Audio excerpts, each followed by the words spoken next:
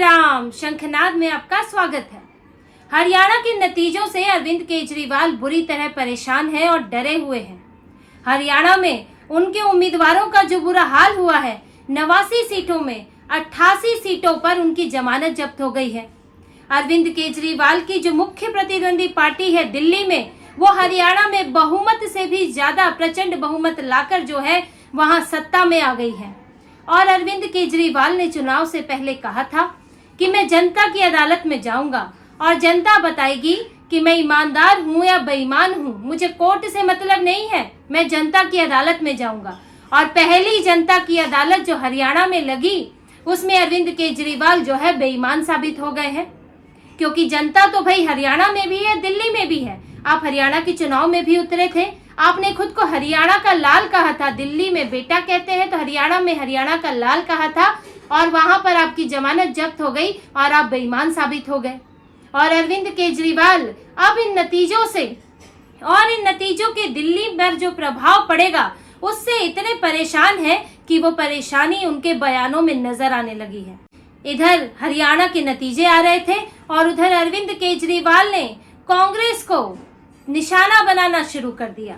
कांग्रेस को खुद के साथ गठबंधन तालमेल करके न चलने के लिए जिम्मेदार ठहराना शुरू कर दिया और कह दिया कि अति आत्मविश्वास अच्छा नहीं होता।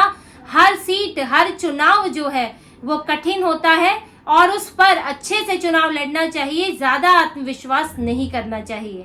और उनका इशारा साफ तौर पर हरियाणा में जो कांग्रेस और आम आदमी पार्टी का गठबंधन नहीं हुआ उस पर था। और यहाँ तक कि राघव चड्ढा ने भी शायराना अंदाज में ट्विटर पर लिखा है, एक्स पर लिखा है कि अगर साथ आते तो बात कुछ और होती। और उन्होंने ये कहीं ना कहीं इशारों में कह दिया कि कांग्रेस और आम आदमी पार्टी को साथ आना चाहिए था।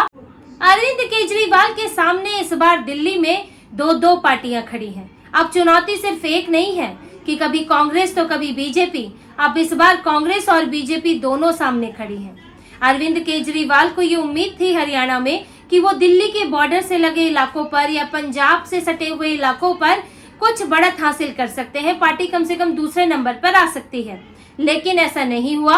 हरियाणा से सटा इलाका हो चाहे दिल्ली से सटा इलाका हो, बॉर्डर के वहां पर असेंबली सेगमेंट्स हो जिनका आपस में कुछ असर पड़ता है चुनाव के दौरान, वहां पर बीजेपी ने सीटें पाई या कांग्रेस ने कुछ सीटें पाई। पंजाब से सटे इलाकों में भी यही हुआ। कुरुक्षेत्र में उम्मीद थी आम आदमी पार्टी को, लेकिन वहां भी उनके पक्ष में कोई नतीजा नहीं आया और इससे बुरी तरह हताश है अरविंद केजरीवाल। और अब उन्हें ये डर लग रहा है कि यहाँ तो एक तो बीजेपी का मनोबल बढ़ा हुआ है, दूसरा कांग्रेस भी अब हरियाणा की हार से उसको भी एक चैलेंज बना है और अब वो दिल्ली में भी पूरी ताकत के साथ उतरने की सोच रही है। और भले ही वो ना जीते, कांग्रेस के लिए बड़ा मुश्किल भी है जीतना, लेकिन वो आम आदमी पार्टी को नुकसान पहुंचा सकती है। अभी कांग्रेस ने कुछ दिनों पहले ये घोषणा की है कि वो 23 अक्टूबर से दिल्ली जोड़ो यात्रा शुरू करने वाली है, जो कि भारत जोड़ो यात्रा राहुल गांधी की उसी यात्रा के तर्ज पर है और वो नवंबर तक चलेगी। और उस यात्रा में राहुल गांधी और प्रियंका वाड्रा दोनों आएंगे और दिल्ली में घूम घूम कर कांग्रेस के लिए प्रचार करेंगे और खास तौर से उन इलाकों में जाएंगे जहां कांग्रेस का पहले स्ट्रॉन्ग बेस रहा है और वो वोट बैंक खिसक के आम आदमी पार्टी के पास आ गया।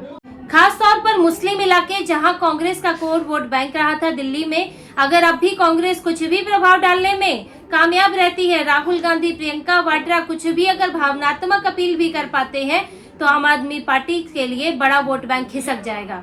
आम आदमी पार्टी को जो सबसे ज्यादा वोट मिलते रहे हैं वो जे कॉलोनी से और साथ में मुस्लिम इलाकों से वोट मिलते रहे हैं और इनके बूते ही ज्यादातर आम आदमी पार्टी जो है चुनाव में यहाँ सत्ता में आई है।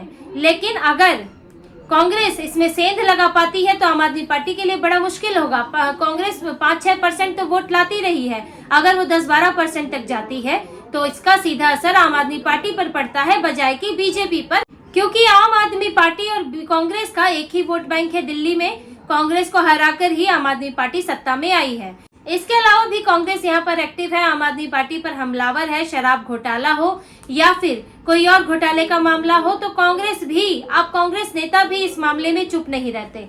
हाल पिछली बार जैसा नहीं है जब कांग्रेस ने ना तो गठबंधन किया ना तो चुनाव लड़ा, सरेंडर कर दिया और पूरी तरह से आम आदमी पार्टी को रेड कारपेट दे दिया, जिसका फायदा मिला। और अरविंद केजरीवाल अब भी यही चाहते हैं वो कांग्रेस से किस समझौते की, किस अति आत्मविश्वास की बात कर रहे हैं।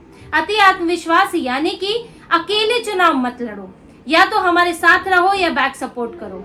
हो सकता है कि आम आदमी पार्टी कुछ गठबंधन की भी बात करे, क्योंकि इस वक्त अरविंद केजरीवाल बुरी तरह डरे हुए हैं और उन्हें अपने वोट कटने का डर तो है ही। तो हो सकता है कि आने वाले वक्त में वो दिल्ली चुनाव आते आते कांग्रेस के साथ शायद दिल्ली में गठबंधन की कोशिश भी करे। अभी ये साफ तौर पे नहीं कहा जाएगा, लेकिन अंदर खाने ये बात चल रही है, इस पर विचार चल रहा है कि आम आदमी पार्टी क्या उसे गठबंधन करना चाहिए। आगे जो भी परिणाम दूसरे भी चुनाव के आएंगे उस पर भी ये सब निर्भर करेगा, लेकिन इस पर विचार चल रहा है। आम आदमी पार्टी के वरिष्ठ नेताओं ने ये बात मीडिया में कही है। और देखिए, सिर्फ बात कांग्रेस नहीं है, यहाँ पर इस वक्त पूरी तरह से बीजेपी भी एक्टिव है और कांग्रेस से ज्यादा एक्टिव है, क्योंकि बीजेपी को यहाँ पर लोकसभा चुनाव में बहुत बेहतरीन नतीजे मिले। लगातार 7 सांसद फिर से जीत कर आए, और वो भी तब जब दोहरी चुनौती थी, आम आदमी पार्टी और कांग्रेस एक साथ थे। तो इससे बीजेपी का मनोबल बहुत बड़ा हुआ है। हरियाणा में जीत से तो और मनोबल बढ़ गया है। और अभी हाल ही में ही करीब 28 सितंबर के करीब बीजेपी ने रणथंभौर में दिल्ली बीजेपी की एक मीटिंग हुई थी, जिसमें जो दिल्ली के प्रदेश अध्यक्ष है वीरेंद्र सचदेवा गए, पूरी सिटी की जो यूनिट है वो गई, इसके अलावा 7 एमएलए जो इस वक्त हैं, 7 एमपी है, वो सभी गए। और यहाँ तक कि वहां से संघ से भी संगठन के कुछ लोग आए और सबके साथ एक स्ट्रैटेजी बनी। और वहां पर मंथन किया गया कि बीजेपी को 70 में से 52 असेंबली सीट्स में लोकसभा चुनाव में बढ़त मिली है।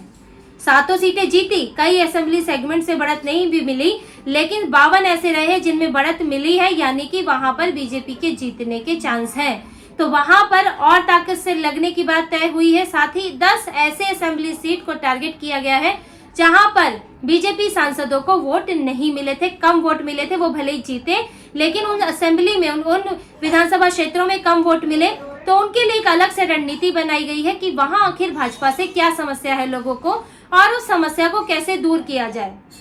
बीजेपी जेजे कॉलोनीज को भी टारगेट कर रही है, जो कि आम आदमी पार्टी का कोर वोट बैंक है।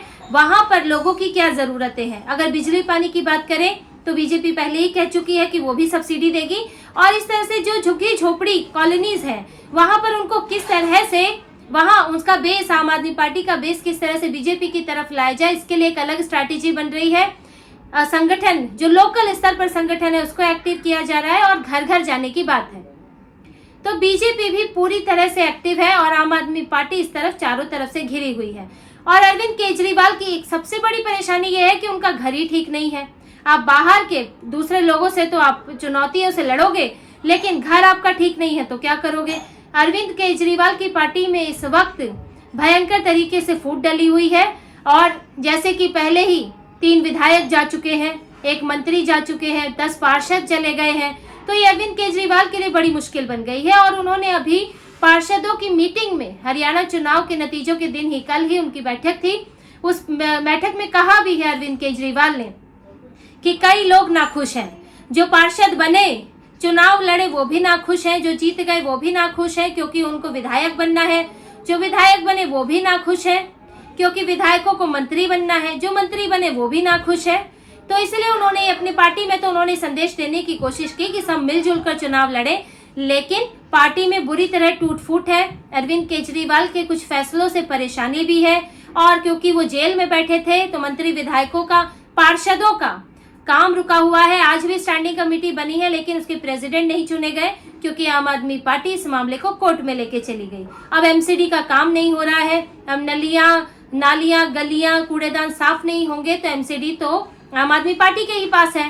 तो इस वक्त आम आदमी पार्टी विधानसभा के स्तर पर, पार्षद, नगर निगम के स्तर पर हर तरह से घिरी हुई है। अंदर तो फूट चल रही है और बाहर से बीजेपी जैसी बड़ी चुनौती है।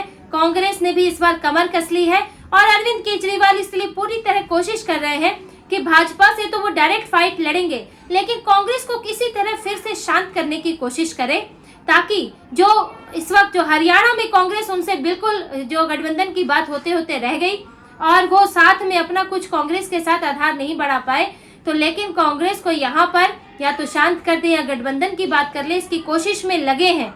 लेकिन अरविंद केजरीवाल के लिए ये चुनाव बड़ा मुश्किल होने वाला है।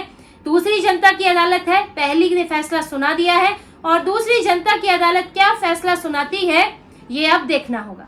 तो इसी तरह की और खबरें और विश्लेषण आपके लिए लाते रहेंगे। हमसे जुड़े रहिए, सब्सक्राइब कीजिए, कमेंट कीजिए। बहुत बहुत धन्यवाद। जय श्री राम।